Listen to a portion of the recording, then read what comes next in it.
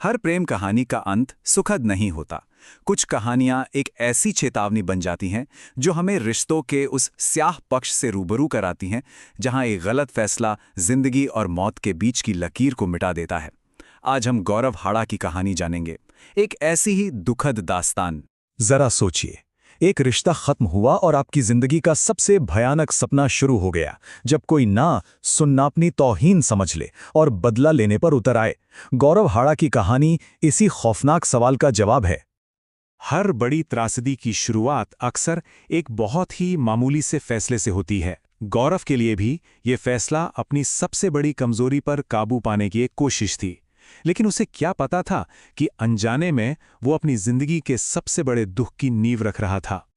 तो चलिए मिलते हैं गौरव हाड़ा से।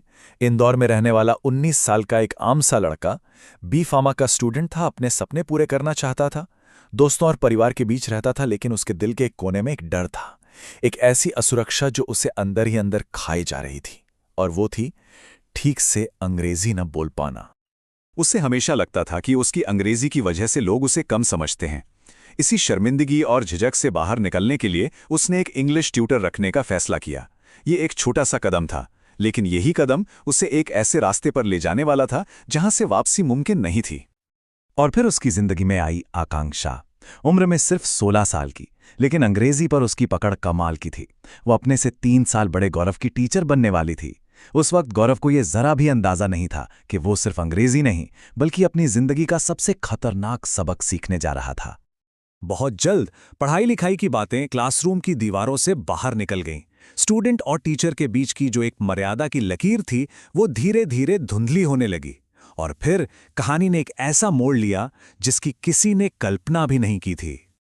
उम्र का फासला ज्यादा नहीं था, तो दोस्ती जल्दी ही गहरी हो गई। कुछ ही महीनों में ये दोस्ती एक रोमांटिक रिश्ते में तब्दील हो गई। लेकिन एक बहुत बड़ी सच्चाई थी जिसे नजरअंदाज किया जा रहा था, और वो ये कि आकांक्षा अभी भी नाबालिग थी। ये एक ऐसा सच था जो आगे चल के सब कुछ तबाह करने वाला था। ये रिश्ता जुनून और आकर्षण की आग पर बना था, जिसमें सच्ची भावनाओं के लिए शायद कोई जगह ही नहीं थी। और जो रिश्ते जितनी तेजी से जलते हैं, वो उतनी ही तेजी से राख भी हो जाते हैं। बहुत जल्द उनके बीच झगड़े और बहस आम बात हो गई। और फिर वो रिश्ता जो कभी जुनून से भरा था, पूरी तरह से जहर में बदल गया। ब्रेकअप के साथ धमकियों और उत्पीड़न का एक ऐसा दौर शुरू हुआ जिसने गौरव की दुनिया को उलट कर रख दिया। रोज रोज के झगड़ों से तंग आकर गौरव ने इस रिश्ते को खत्म करने का फैसला किया।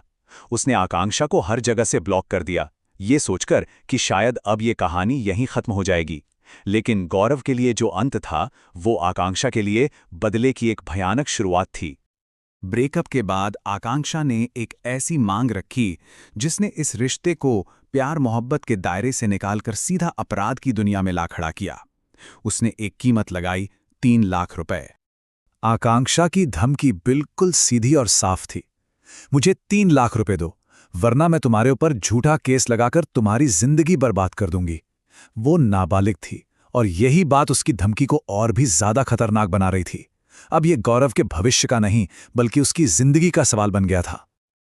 अब गौरव और उसका परिवार एक ऐसे चक्रव्यूह में फंस चुके थे जहां से निकलने का कोई रास्ता नहीं दिख रहा था।